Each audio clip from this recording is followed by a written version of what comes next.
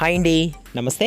Welcome back to Chandu చేతురుచులు. నేను మీ చెన్నకేశ్వని. ఇవాళ వీడియోలో సీజనల్గా దొరికే చింతచిగురుతో ఈరోజు నేను ఒక మంచి వెజిటబుల్ కర్రీ తయారు చేసి చూపించబోతున్నానండి. ఈ కర్రీ మరింత హెల్తీగా టేస్టీగా ఉండడం కోసం నేను మిల్మేకర్ కాంబినేషన్లో తయారు చేసి చూపించబోతున్నానండి.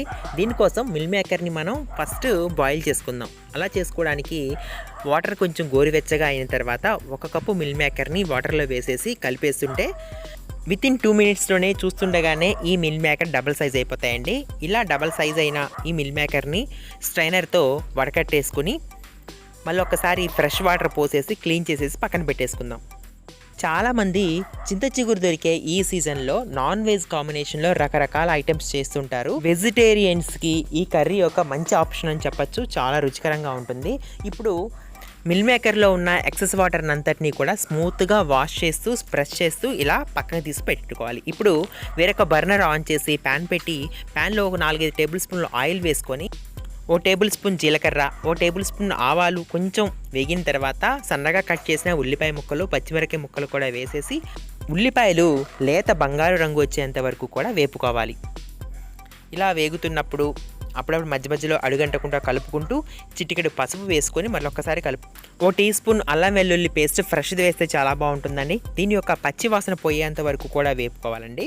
అలాగే మనం ముందుగా వేడి నీళ్ళలో నానబెట్టుకున్న ఈ మిల్ మేకర్ను కూడా కర్రీలో వేసేసి స్టవ్ని లో ఫ్లేమ్లో పెట్టుకొని ఈ కర్రీ తయారు చేసుకుంటే చాలా బాగుంటుందండి. మిల్ మేకర్లో ఉన్న వాటర్ మొత్తం ఎగిరిపోయేంత వరకు కూడా ఉడికించుకోవాలి. అలాగే లేత చింత చిగురుని కూడా ఇక్కడ నేను చూపిస్తున్నట్టుగా మసాజ్ చేస్తూ గనక ప్రెస్ చేస్తే చిగురులోంచి పౌడర్ లాగా బయట వస్తుందండి. ఇలా చేయడం వల్ల చిగురులో ఉన్న చిన్న చిన్న ఈకలు పుల్లలు సపరేట్ చేసిన వాళ్ళం అవుతాం. దీన్ని పక్కన పెట్టేసుకుందాం. ఇప్పుడు స్టవ్ మీద కూర వేగుతుంది కదా, ఇందులో 1 టీ స్పూన్ కారం, అలాగే రుచికి సరిపడు ఉప్పు, కొంచెం ధనియా పౌడర్, అలాగే గరం మసాలా పౌడర్ వేసేసుకొని ఒకసారి కలిపేసుకుందామండి. ఇవన్నీ వేసేసుకుని చేస్తే చాలా బాగుంటుంది, కమ్మగా ఉంటుంది కూర.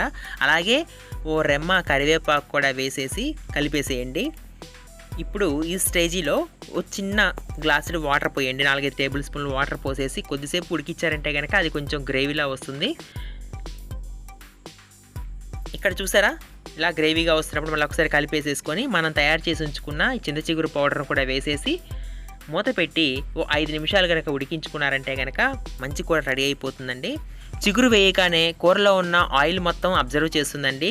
అలాగే 5 నిమిషాల పాటు సిమ్లో పెట్టేసి ఉడికించారంటే కనుక ఎలా అయితే అబ్జర్వ్ చేసిందో అలాగే ఆయిల్ రిలీజ్ అవుతుంది ఈ కూర నుంచి. చాలా బాగుంటుందండి. మీరు ఒకసారి ట్రై చేయాల్సిన రెసిపీ. అంతేనండి, చాలా ఈజీగా చింత చిగురు మిల్ మేకర్ కాంబినేషన్లో పర్ఫెక్ట్ కర్రీ తయారు చేసేయచ్చు. చాలా రుచికరంగా ఉంటుంది. మీరు ఒకసారి ట్రై చేయండి.